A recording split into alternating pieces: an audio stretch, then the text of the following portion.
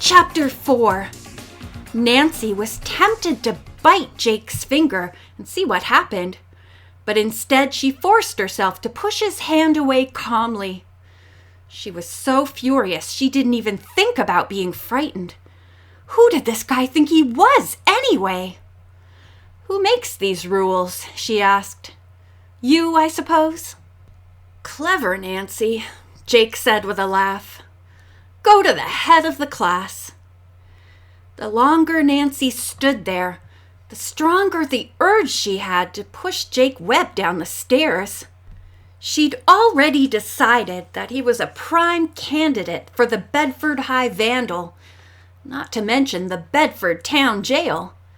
But at the moment, all she wanted was to get rid of him. Look, she said, I don't know what you're trying to do, but I think I ought to tell you that I don't scare easily. She put her hand on the door. Why don't you just crawl back under your rock? Without waiting for Jake's reaction, Nancy pulled the door open and almost bumped into Daryl Gray. Well, well, Jake scoffed. It's King Cool. Completely ignoring Jake, Daryl smiled at Nancy. Hi.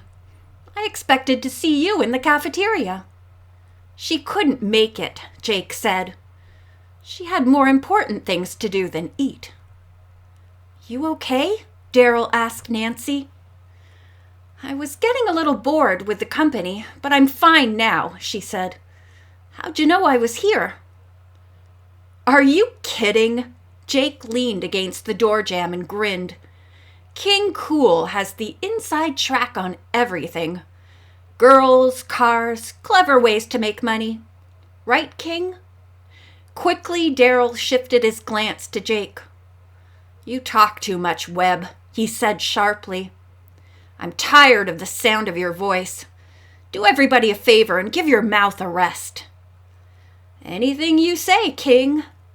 Jake held Daryl's gaze for a second. But my eyes'll still be open. You can count on that. Then he slouched off down the hall. Nancy let out her breath. What was all that business about your money and keeping his eyes open? Hard to tell with that guy, Daryl said. How'd you run into him anyway? Nancy explained and noticed a funny look on Daryl's face when she mentioned Carla, but she decided not to ask about it. Anyway, I'm glad you came along, she said. I was just about ready to blow my cover with that creep. Jake Webb's personality fits his name, Daryl said with a grimace. He's just like a spider waiting for a fly to come along. I can't believe he actually works in the principal's office. But most of us here aren't candidates for the psycho ward like he is. I'll prove it to you if you'll come to the dance with me this weekend. That's a pretty intriguing invitation, Nancy said with a coy smile. I'm too curious to turn you down. It's a date, then. Daryl touched her arm in a familiar gesture before walking away. Once again, Nancy thrilled to the feel of his hand. As she hurried to her next class, she pictured the two of them dancing together, arms around each other. The picture brought a smile to her face. As long as she was at Bedford High, she thought, she might as well have some fun. And Daryl Gray was the perfect person to have it with. By the time her last class of the day was over, Nancy's head was a blur of names and faces, a jumble of bells and pounding feet. As she'd expected, she hadn't done much detecting at all. Only two people, Carla and Jake, stood out in her mind as possibly connected to the vandalism and to the videotape she'd received. She wanted to find out more about both of them, but first she wanted to take a look around the video lab to see if she could discover any connection between the missing equipment and the mysterious tape. She wasn't taking any chances on getting lost a second time. She asked a teacher for directions and, after stashing some books in her locker, made her way to room 235. The door was locked. Probably only the teacher has a key. Well, Mr. Parton had given her permission to do whatever it takes, she thought. She reached into her duffel bag and pulled out an extremely handy little device, a credit card, and took a careful look down the hall. Connie Watson was walking straight toward her. "Hi, Nancy," Connie called. "I've been looking for you. The football team's got practice this afternoon, and I thought you might want to go to it with me." Connie blushed and bit her lip. "You don't have to, though. I mean, if you're too busy, that's okay," she said quickly, as if she were used to being rejected. "No, I think I'd like that," Nancy said, pocketing the credit card. Maybe she'd get a chance to talk to Walt Hogan. She was very curious about the cryptic conversation she'd overheard on the stairs. "Let's go." The weather was warm for early October, and several dozen kids were sitting in the bleachers watching the players and the cheerleading squad. Nancy and Connie arrived just in time to see Hunk Hogan getting chewed out royally by the coach. Nancy couldn't hear what was being said, but she wondered if Walt was in trouble because he'd arrived late.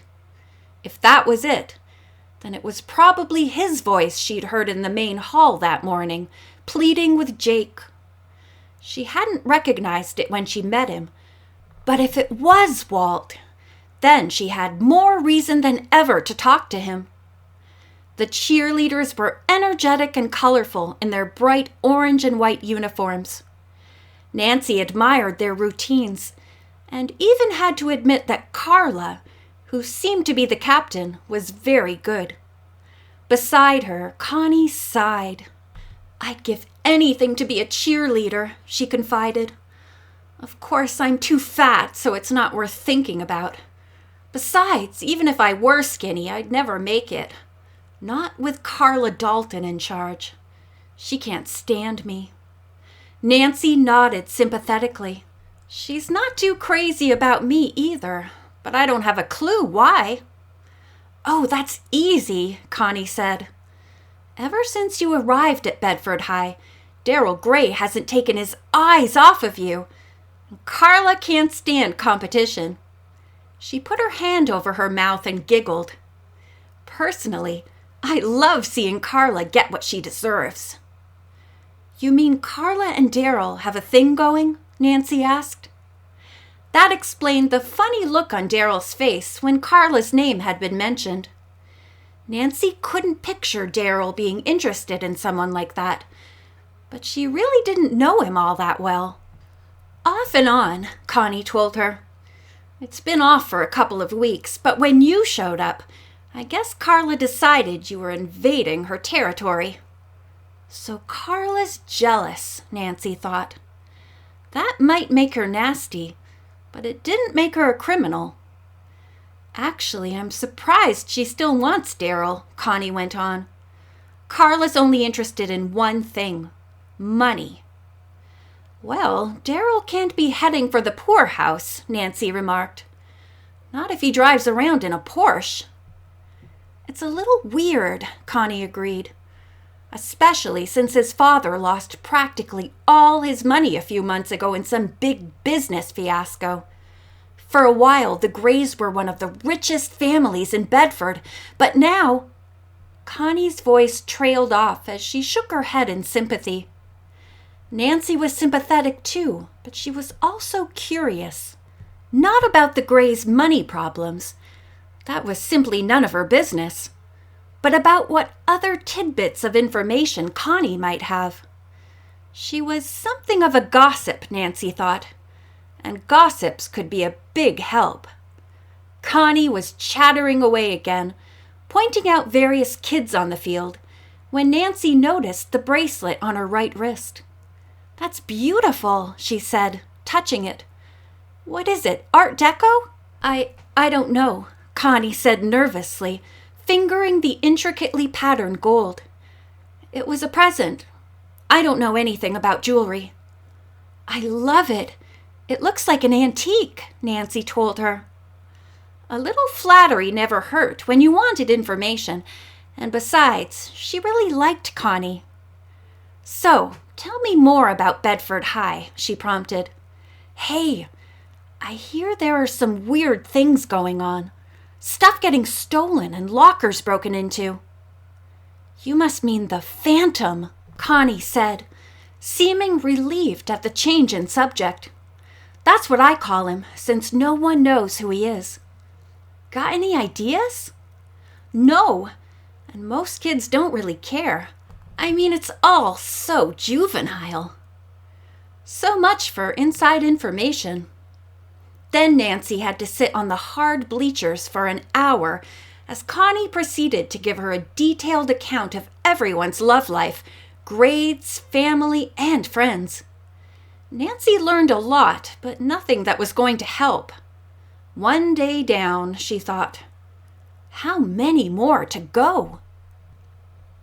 Nancy arrived at school the next day, determined to start putting the puzzle together, or at least to gather a few of the pieces. Instead of study hall, she had gym during second period, and stretching her muscles and limbering up felt good.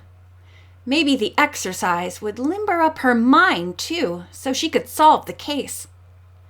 2 minutes into gym, though, her mind was on something else.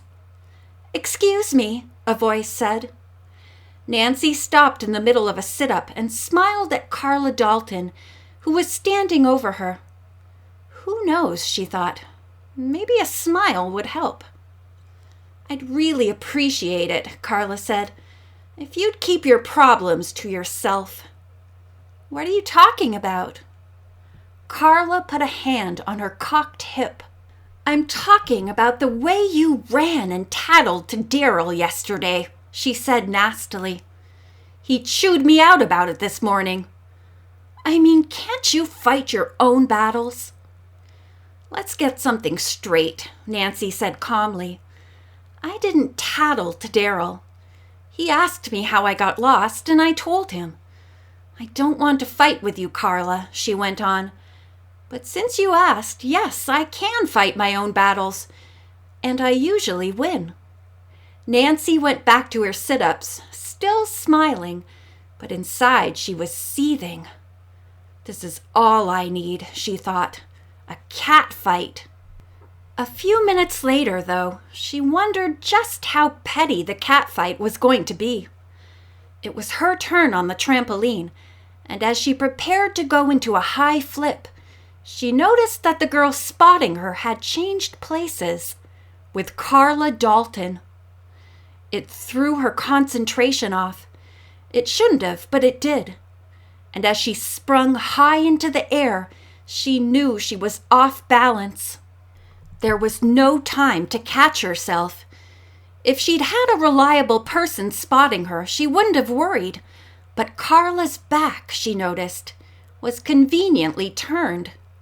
Before Nancy could stop herself, she was hurtling over the end of the trampoline, heading for a major collision with the floor. End of chapter 4.